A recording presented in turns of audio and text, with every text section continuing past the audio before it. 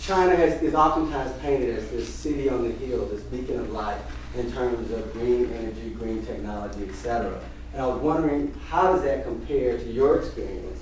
We've heard it from people like Fried and James Fallows, even the Obama administration. And then in that, kind of more specifically, give us what you think, there are some strengths there, what their strengths are, and then what their weaknesses are in terms of developing and investing in green technology. Well, today they have cash, and obviously they have cash, and to the extent that someone has developed a new technology, they can deploy people to build that facility using that technology. They can do that, and they can do that fairly rapidly, a whole lot more rapidly than we can. But the advantage, obviously, that one thing that they're not doing, not creating any new technology. I mean, even when we saw that beautiful bullet train, that is someone else's technology that they obviously have built. What's going to happen here in the U.S. is that, in terms of our process, we're going to develop new wells. I mean, just think what's happened in Texas. Right now, we saw a gasifier, but there are 3 gasifiers that are planned to be built in Texas right now. There's a 4th one that I had a conversation with someone yesterday that may be announced within the next 3 weeks.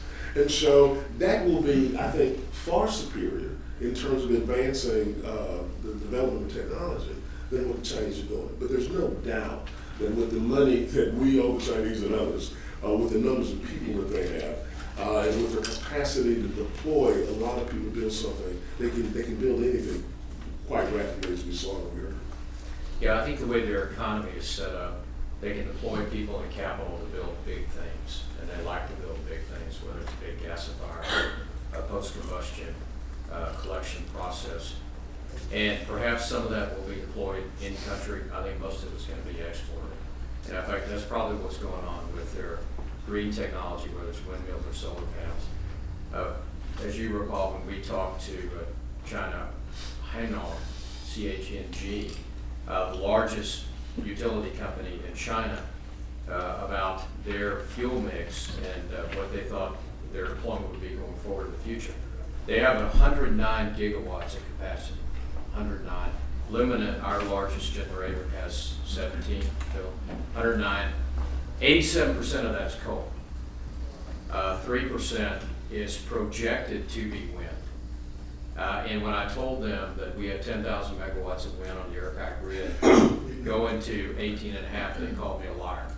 They didn't say you're a liar. They said they laughed. They laughed. They laughed. They thought it was folly, you crazy American, crazy Texan. No way you can do that. And we saw one solar panel array, which was at ENN. It was a fixed base array. The panels were filthy. I mean, there can't be any way that it was collecting energy at all. Filth caused by the smog. By the smog. By the airborne pollutants. And so they may be By the way, manufactured. how do you get sunlight through the smog? Is that smog?